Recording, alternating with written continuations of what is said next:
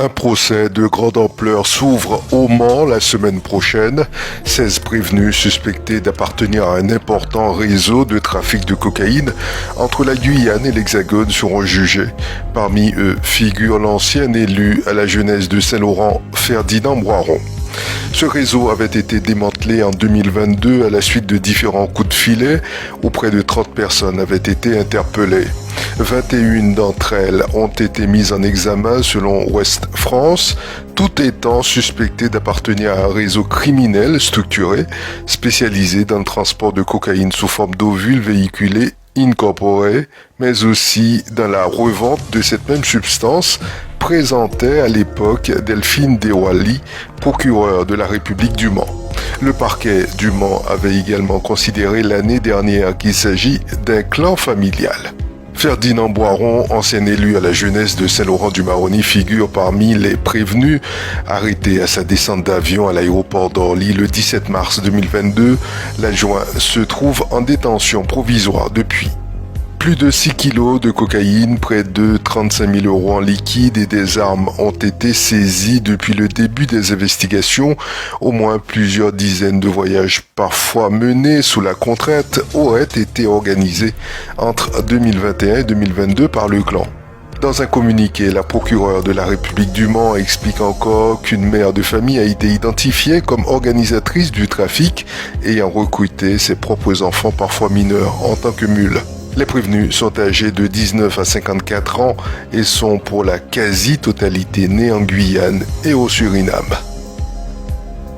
Dans un contexte économique tendu, la première ministre Elisabeth Borne mobilise son gouvernement pour une révision minutieuse des dépenses publiques.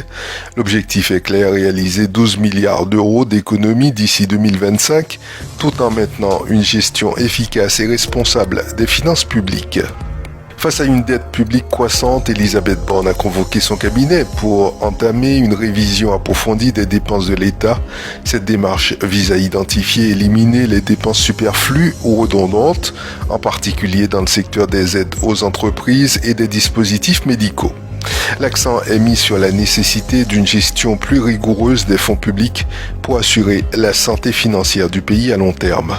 Cette initiative, présentée en présence de Bruno Le Maire, ministre de l'économie, et de Thomas Cazenave, ministre des Comptes publics, repose sur une collaboration étroite entre différents ministères.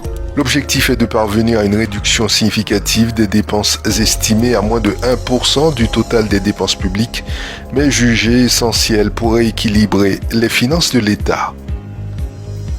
Ce 17 novembre, la commune de Macoria et des agents d'EDF ont participé à une opération de débranchement de câbles frauduleux. Ces câbles alimentaient une partie du quartier de Sablance au détriment de clients qui payent leur abonnement. Ce n'est pas la première fois qu'une telle opération est menée dans la zone, mais cette fois, ils ont voulu marquer le coup.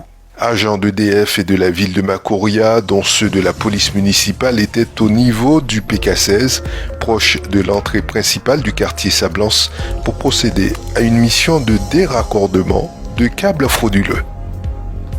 7 autrices et auteurs de Guyane partent en résidence d'écriture à Belém et Marao, un voyage organisé par l'association Promo Livre.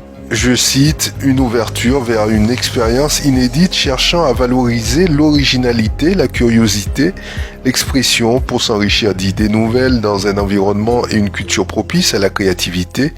Voilà ce que représente le déplacement du 17 au 25 novembre à Belém et sur l'île de Marao de Sylviane Bayabouri, Myrto Ribal-Rilos, Catherine Lama, Christine Bourgeois, Joël Roy, Ashika Bronson et Dominique Anatole Alfred, tous ont adhéré au projet lorsqu'il a été présenté au public. Le projet est à l'initiative de Promo Livre, association à qui on doit notamment la tenue du Salon du Livre de Guyane tous les 2 ans. Liberté dans l'égalité, la solidarité, tel est le slogan du festival Migrants en scène qui revient du 18 novembre au 9 décembre 2023 dans toute la France.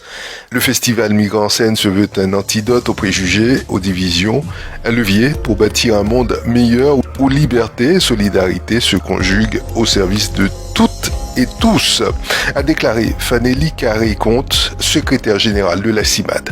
En Guyane, le festival veut profiter de l'occasion pour célébrer joyeusement les migrations et cette société multiculturelle qui marque tant l'identité du territoire. Les festivités commenceront au 32 bis à Cayenne pour une soirée de concerts, lectures et expositions ce samedi 18 novembre.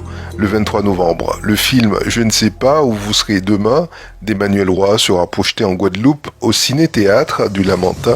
Pointe-à-Pitre n'est pas en reste avec un concert live à The Factory le 1er décembre. Les affrontements entre gangs se poursuivaient vendredi dans un immense quartier de la capitale haïtienne Port-au-Prince, faisant des victimes civiles et entraînant, selon Médecins sans frontières, la fermeture d'un hôpital.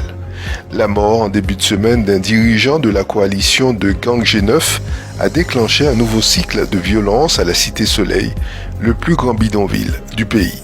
Depuis lundi, Médecins sans frontières a soigné une cinquantaine de personnes blessées dans ce quartier où habitent plusieurs centaines de milliers de personnes, mais où la violence a drastiquement réduit la disponibilité de soins médicaux, selon un communiqué de l'ONG.